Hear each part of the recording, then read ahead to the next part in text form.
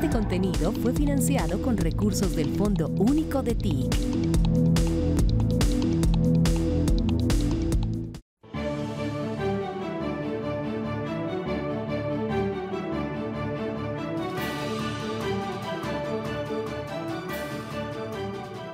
Hemos viajado ya 9 años desde la firma del acuerdo.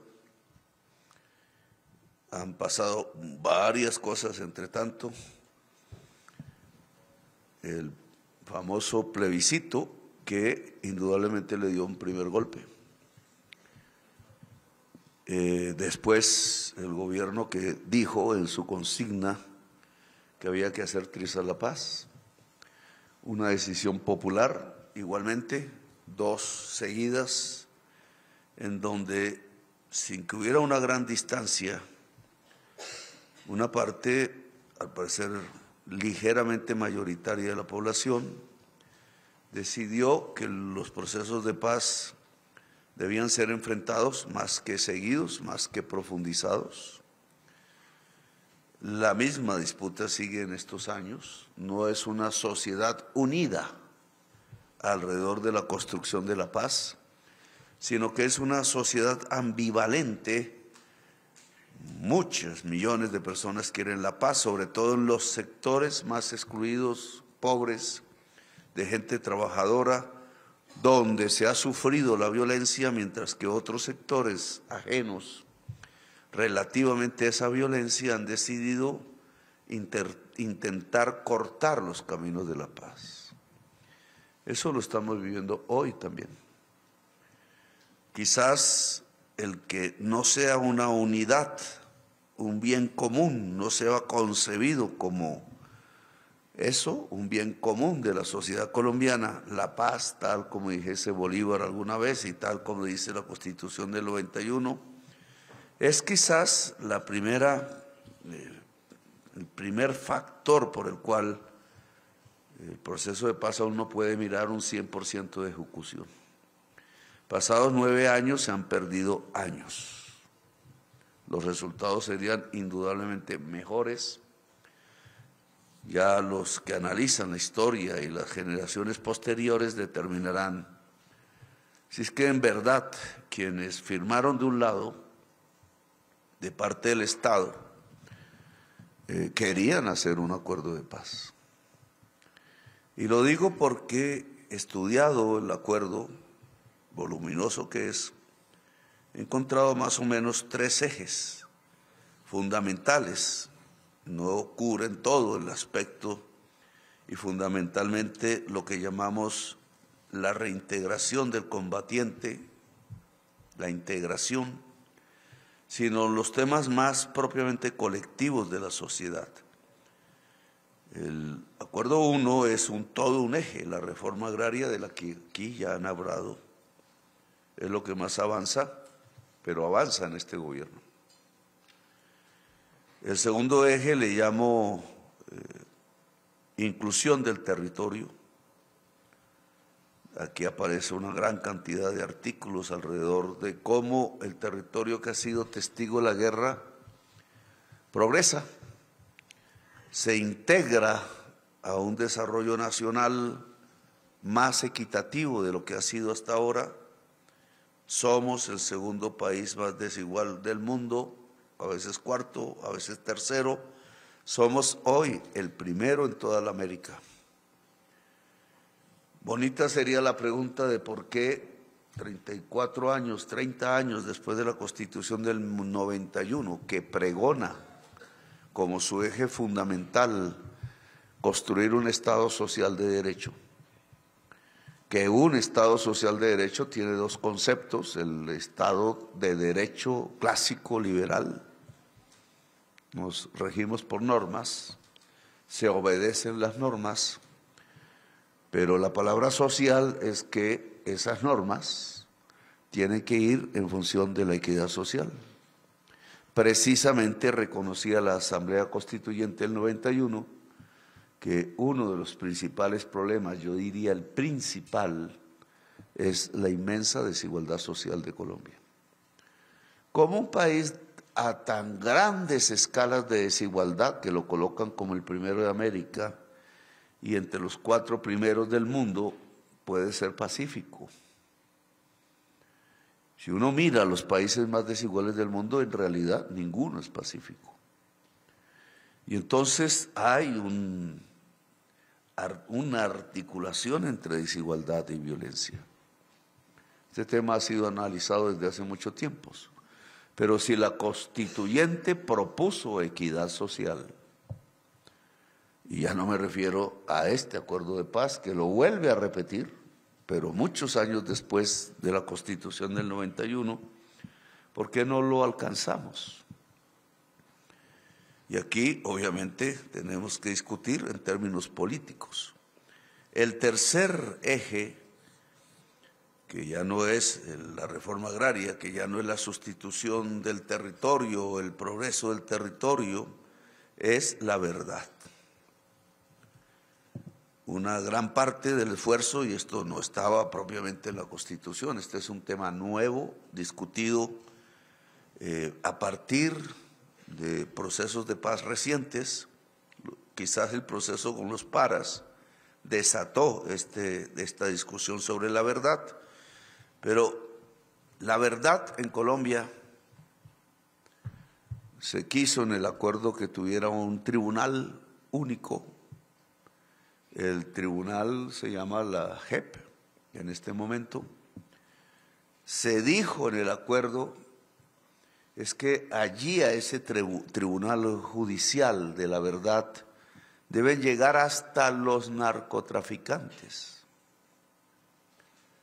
Es decir, la intención de hacer llegar en sus declaraciones, confesiones, a todo actor de la violencia en ese momento vigente o en los años previos, pues era la idea de construir en el entrecruce de confesiones y declaraciones una verdad jurídica.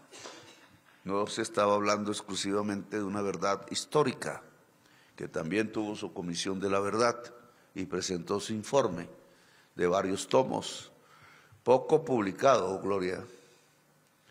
Si la comisión de la verdad no logra, o más bien nosotros, porque ya se liquidó como gobierno nacional, intentar que sus contenidos, vastos en extensión, puedan llegar a la niñez colombiana, a la sociedad colombiana en su conjunto, pues la Comisión de la Verdad hizo un libro que queda metido en los archivos y que no se conoce en realidad por la sociedad. Pero vamos a analizar tema por tema. Ya ustedes tienen los datos de la reforma agraria. De 3 millones de hectáreas vamos acercándonos a 1. Ese 1 en un 80% se consiguió en nuestro gobierno. Por una decisión política, nosotros desde hace décadas pensamos que la equidad social en el campo tiene que ver con la distribución equitativa de la tierra fértil, no de cualquier tierra. Y que en esa medida pues hemos implementado primero por diversos medios normativos existentes. No ha sido posible cambiar las normas y es necesario cambiar las normas si queremos rapidez en el tiempo. Esto se explicó ya, creo, no sé si lo repita. Las normas no nos permiten rapidez. Las normas existentes están hechas para el gran poseedor de tierras. No lo ha querido cambiar el Congreso. No estuvieron en el fast track. Se le hizo conejo a normas que permitan rápidamente distribuir la tierra en Colombia. Estaría hablando yo de 15 millones de hectáreas incluso, que son las tierras fértiles que hoy están en poder de la ganadería extensiva, es decir, que son absolutamente irracionales desde el punto de vista económico. Su uso es irracional. Cuando se examina cuánta tierra fértil está en una ganadería extensiva, es decir, no produce pues llegamos a 15 millones de hectáreas. Si esas 15 millones de hectáreas fueran agricultura como el uso y la calidad de su tierra lo indica, pues tendríamos no solamente 1 millón de puestos de trabajo más o menos, sino una equidad mucho mayor en la vida social del campo colombiano. El hacendado no tendría el poder político que hoy tiene, un hacendado improductivo, no es lo mismo que un empresario agrario, es una herencia de España feudal, incluso de la esclavitud, y tiñe de premodernidad las instituciones y el pensamiento político de Colombia. Por eso es que en Colombia se generó el paramilitarismo. Es los ejércitos privados del narcotráfico, que se volvió hacendado en Colombia. Esta es una historia también reciente, pero el principal sistema de lavado de dólares del narcotráfico después de la destrucción de los carteles, sobre todo de Panamá, el papel que cumplía los bancos en Panamá y del señor Noriega, fue lavar los dólares en la compra o en la adquisición forzosa y violenta de la tierra. Por eso tenemos millones de desplazados y este proceso no se ha reinvertido.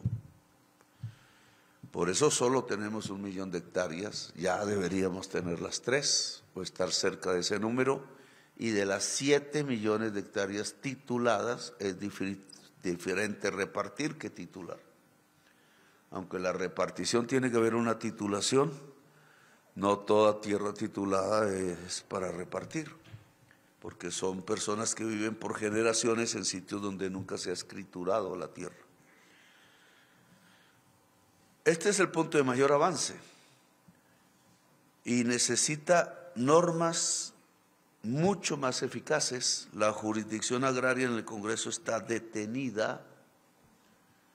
La reforma agraria no fue excluida de la Comisión del Consejo de Seguridad de Naciones Unidas. Luego aquí debería haber una veeduría, señor Miroslav. No porque no hayamos avanzado, no porque este gobierno no hizo lo suficiente, lo hizo y lo está haciendo y alcanzaremos más antes de terminar, sino porque las normas vigentes no lo permiten. Y el acuerdo de paz dice, y la declaración unilateral de Estado presentado al Consejo de Seguridad Nacional Mundial de Naciones Unidas dice, si las normas no lo permiten, se cambian las normas. Y el Congreso de Colombia no es consciente, por la lucha política, de este compromiso que el mismo Congreso de la República hizo y que el gobierno del entonces hizo en la declaración unilateral de Estado. Que se puede, porque ya 1 millón de 3 millones de hectáreas. Aquí hay procesos todavía más complejos, cómo se lleva el crédito, cómo se logra producir, cómo se logra asociar la producción, cómo esa producción se puede agroindustrializar, etcétera. Pero empezamos porque hay que tener tierra y solo va a 1 millón de hectáreas. La transformación del territorio está muy quedada. No ir al territorio que dejó las FARC y que fue abandonada la violencia allí por parte del Estado, no ir a ese territorio fue lo que permitió que otros grupos coparan estos territorios. ¿Quién decidió no ir al territorio? Uno podría decir el que se inventó la consigna de hacer trizas la paz, pero creo que aquí hay un problema atávico de la oligarquía colombiana. Colombia es en realidad centralista. Sus recursos públicos y obviamente los privados se invierten fundamentalmente en Bogotá, Medellín y Cali ya tiene problemas. Es un centro andino, altiandino, que es donde se ha depositado el poder político de Colombia desde hace mucho tiempo, siglos, 2 siglos y más atrás. Esta ciudad pues fue creciendo en la misma colonia española, la querían hacer parecer a Madrid, y ha excluido por razones étnicas los demás territorios de Colombia. El racismo existe en Colombia, no porque existan razas, sino por la concepción que ha dominado la política. Se sigue considerando a la persona negra esclava, sigue considerando a la persona mestiza siervo.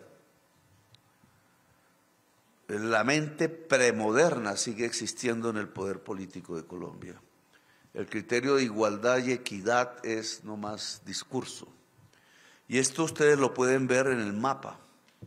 Todo el litoral pacífico es increíblemente abandonado. Es el único pacífico de todo el planisferio abandonado. Todo el Pacífico en sus bordes asiáticos, australianos, americanos, latinoamericanos, es relativamente rico.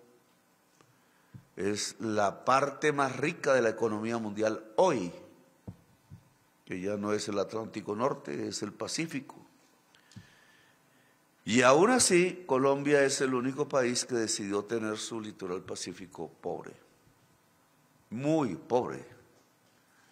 Selvático es y poblado por poblaciones mayoritariamente negras e indígenas, abandonado a su suerte.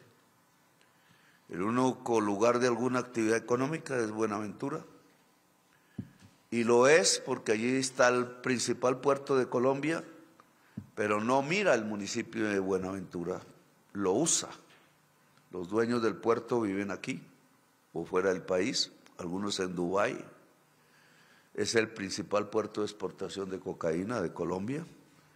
Viene abandonando esa posición por nuestro trabajo de estos años. Se desplaza al Ecuador con la violencia, pero el litoral pacífico sigue siendo el lugar más pobre del país. Y lo es también los sures del Caribe, etcétera. La mayor parte del territorio colombiano está abandonado, no vive la mayor parte de la población, pero allí está la cuna de la violencia, no por culpa de la población, sino por culpa del abandono y la exclusión, por culpa de la desigualdad social.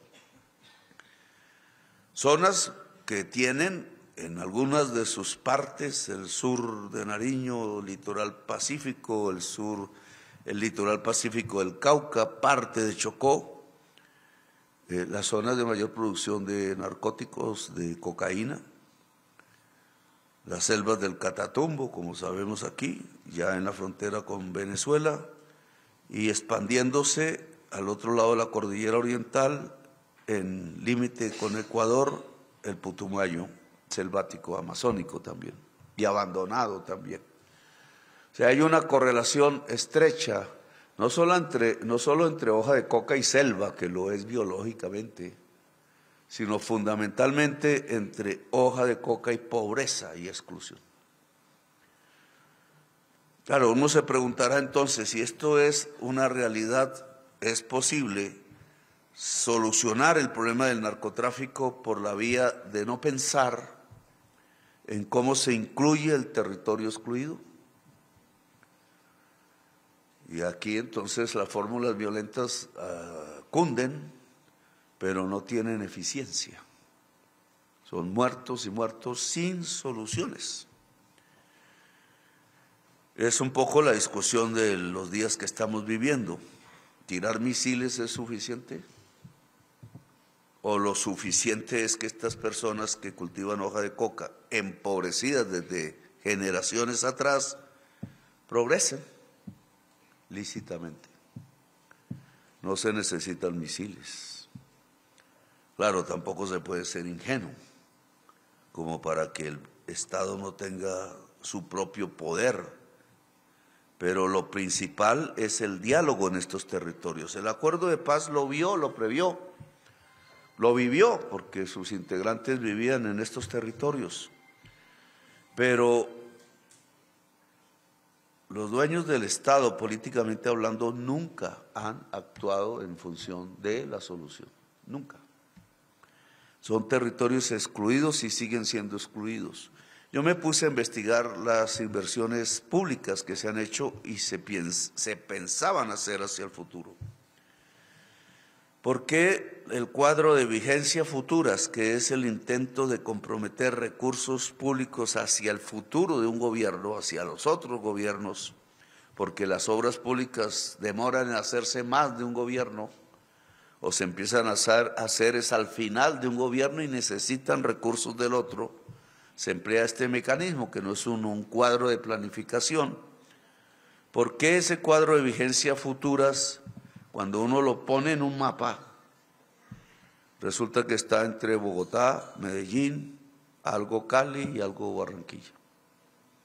Y fundamentalmente en un 95% las obras públicas son carreteras de doble calzada, 4G o 5G, como los llaman, grandes autopistas. Hasta ahora ninguna autopista llega a un puerto, no a un puerto, a una frontera. Es decir, las autopistas no han sido construidas para unirnos hacia las fronteras colombianas, sino, como lo dije alguna vez, de acuerdo al valor por kilómetro de la 4G, para valorizar las tierras de los dueños del capital en Colombia. Ejemplo, la doble calzada entre el Poblado y el aeropuerto en Río Negro, en Antioquia. Ejemplo, las dobles calzadas que rodean a Bogotá. Hay una por allá en el norte, entre Barranquilla y Cartagena, para condominios ricos, para segunda vivienda de turistas. Tenemos la costosísima, porque delegaron en el Estado la solución de los problemas de invierno en la doble calzada de Bogotá a Villavicencio, pero Villavicencio no pasa. Y solo nosotros estamos intentando llegar desde el norte del Cauca hasta la frontera con Ecuador. Todavía no se ha abierto la licitación. Espero que podamos. Pero es la visión de cómo los planes se han centralizado. Si esto ha sido así, al territorio le queda lo menor de la inversión pública. Las carreteras de La Paz, las carreteras que pueden rescatar una región, voy a hablar, la carretera al Catatumbo, no tiene ni un estudio. Yo la coloqué como prioridad. Los funcionarios del Ministerio de Trabajo la escondieron en los escritorios porque le quitábamos plata a las 4G. La carretera al mar desde Popayán, por diversos vías, al mar, Popayán no tiene una salida al mar. Salir al mar desde Popayán es bajar al litoral Pacífico y la población allí es negra totalmente. Popayán no le ha interesado conectarse con ese territorio. No me refiero a la población total de Panamá, de Popayán, sino a sus élites. Lo mismo ha sucedido en otros territorios, pero la carretera al Catatumbo es clave, porque ¿cómo se le pide al campesinado del Catatumbo que abandone sus cultivos ilícitos, bastantes que hay allí, si al sembrarse cultivos lícitos tendrían 12 horas para salir a una carretera colombiana? ¿Cómo puede competir un cultivo lícito con esta distancia en transporte, dado que la cocaína pues sale en mulo, no necesita carretera, generalmente sale en barco, en canoa, en lancha, y tienen a 1 hora en el Catatumbo el agua en el Golfo de Maracaibo. O se va caminando, no tiene mayor esfuerzo. Por eso pulula esto de organizaciones cada vez más dependientes del narcotráfico. Es un tránsito de una violencia a otra.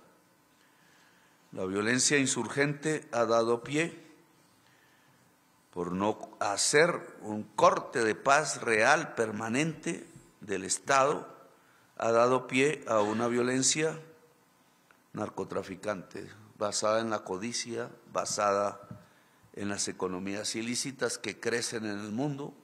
Ya no es solo cocaína, ahora es oro, es además coltán, es además armas, es además personas mercenarias cuando son hombres, mujeres y niñas que esclavizan, es inmigrantes, acabamos de conocerlo, eso no lo conocíamos, por el Darién, y va llenando completamente las arcas de organizaciones ilícitas que con eso no solo enriquecen capos, sino compran y compran y compran armas nuevas y contratan personas que ya saben de armas, y entonces nuestro esfuerzo de paz se evapora. Luego, hoy concretar la paz realmente tiene que ver con cómo el territorio excluido de Colombia se vuelve un territorio incluido y que progrese. Esto se le ha explicado a Estados Unidos, se le ha explicado a China, se le ha explicado a Europa. Ayúdenos porque no es tan difícil. Cuando uno piensa en carreteras, claro, ligar Nariño en una doble calzada hasta Bogotá vale muchísimos billones. Pero ligar Tumaco con China o con California no vale casi nada. Es una mirada diferente, mirar el mundo de manera diferente, porque no hay una sola montaña entre Tumaco y China o entre Tumaco y California, por poner solo dos países de ejemplo. El transporte de Tumaco a China o a California es más barato que el transporte de Tumaco a Bogotá. Simplemente mirarnos como el centro del mundo que somos.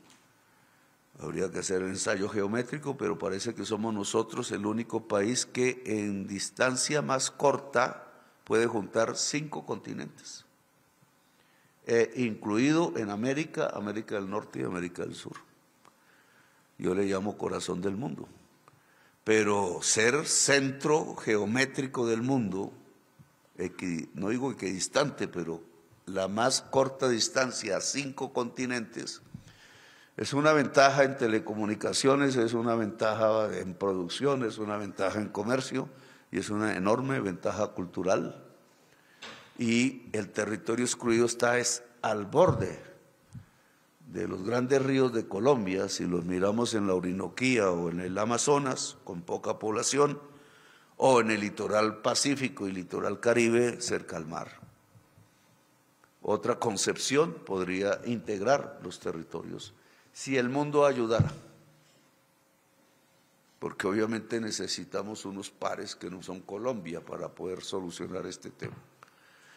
El mundo dice ayudarnos, yo respeto eso, pero en el momento de este tipo de proyectos concretos no aparece mucho. Sí, las culpas, ¿no? Porque nunca se mira quiénes son consumidores, países consumidores y qué hacen frente al consumo, sino sobre los productores, pero no voy a entrar a esta discusión que es actual. El tercer elemento es la verdad y finalizo. El Consejo de Seguridad de Naciones Unidas decidió excluir la verdad, hasta donde de su cuidado, no del acuerdo. El acuerdo está firmado. Pero es decir, más o menos decidió excluir de la declaración unilateral de Estado la verdad. No la van a cuidar, no la van a auditar, no la van a verificar. Esto es lógico. Todos aquí hemos aprendido que verdad, reparación y justicia son bases del perdón. Y el perdón de la víctima es un inicio de no círculos de violencia, sino círculos de paz. Tocó alguna vez ser conferencista sobre un filósofo que se llama Derrida, que decía que como las revoluciones hay momentos específicos, muy de vez en vez, de perdón social, que no es perdón jurídico, que tampoco es perdón divino. Es un perdón inmanente a las sociedades por medio del cual Procesos de división y violencia muy intensos son superados rápidamente porque se producen. Yo siempre he colocado como ejemplo la Francia después de Hitler.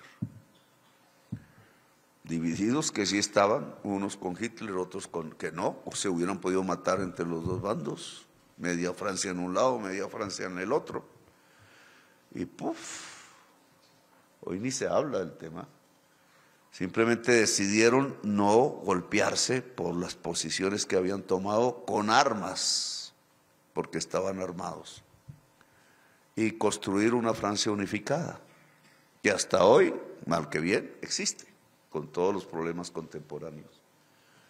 Nosotros no hemos podido hacer eso, ni siquiera en la construcción de la República Colombiana, en la época de la independencia, hemos logrado este tipo de procesos de unificación total como nación. La nación aún está por construirse. Si me preguntan por qué, porque una nación se construye con su campesinado. Y el Estado colombiano tradicionalmente ha sido ese enemigo del campesinado. Si a mí me obligasen a tirar bombas sobre el campesinado, pues tendríamos un campesinado enemigo y una nueva violencia profunda. Una más. Hemos cuidado que el campesinado sea nuestro aliado y en eso hemos ganado espacios importantes, pero aún no es suficiente. La verdad ha sido excluida de la declaración unilateral de Estado, no por voluntad de Colombia. Lo que ha sucedido es que los Estados Unidos le pidió a los países miembros del Consejo de Seguridad que excluyeran la verdad. ¿Por qué Estados Unidos no quiere la verdad? De Colombia. Porque estamos hablando de nuestros procesos internos de violencia, no estamos hablando de más. Y tendría que ver con que al frente del Estado han estado sectores, dueños de tierras, cómplices del genocidio, que no quieren la verdad.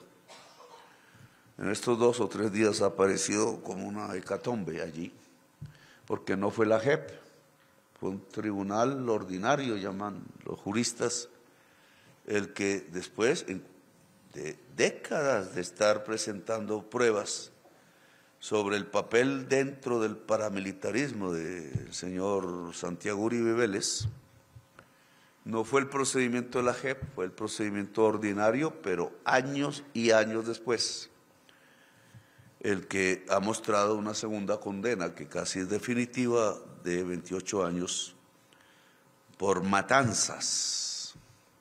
No es por simples robos, por matanzas.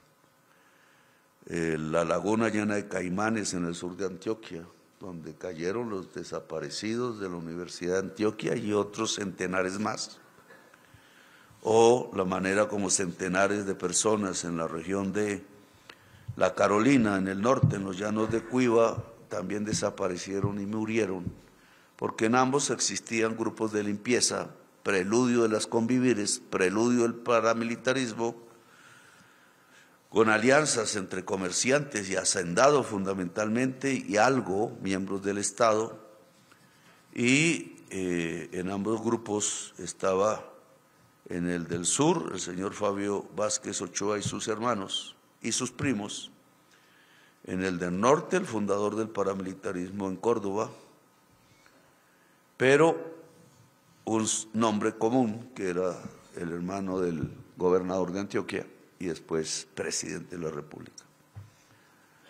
Estos son temas de la verdad, pero la demora en conseguir estos temas, que debió ser más que Santiago Uribe fuera a confesar a la JEP con los beneficios que daba la JEP, y se pudiera establecer unos mecanismos de perdón social después del juicio de la JEP, pues no se presentan porque la JEP ha sido destruida, amilanada y debilitada por sentencias de la Corte Constitucional, que le excluyó el que pudieran ir narcos, el que pudieran ir paramilitares, el que pudieran ir lo que llaman los terceros, y entonces solo van militares y guerrilleros de la FARC, y aquí queda una verdad truncada, porque los verdaderos dueños de la guerra no son los que se han puesto el uniforme de uno u otro lado,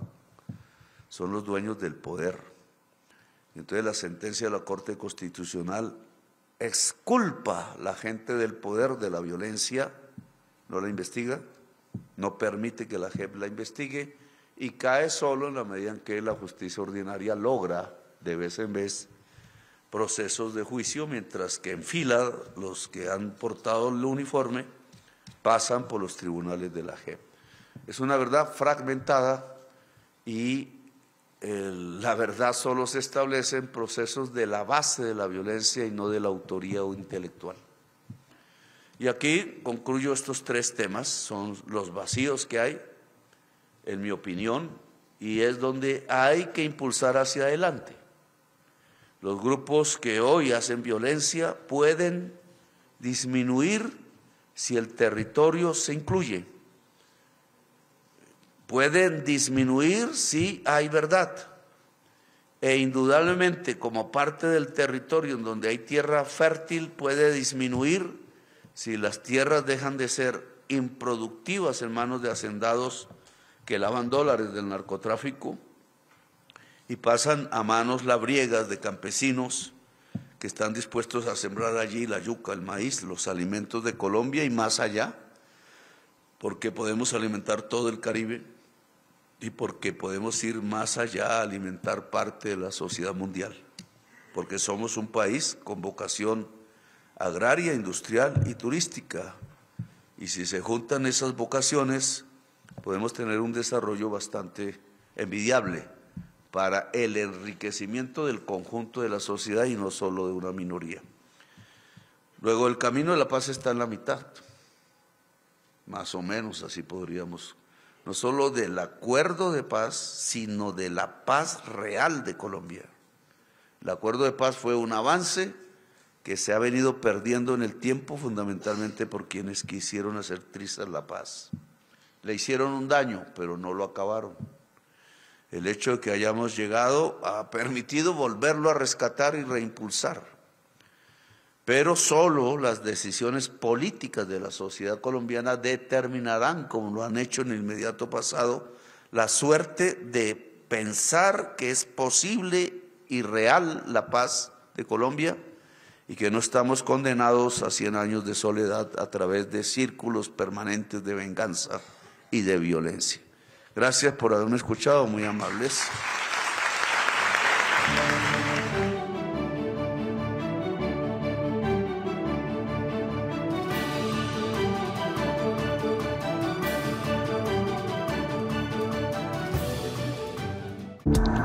La siguiente transmisión es apta para toda la familia. Contiene closed caption y es financiada con recursos del Fondo Único de TIC.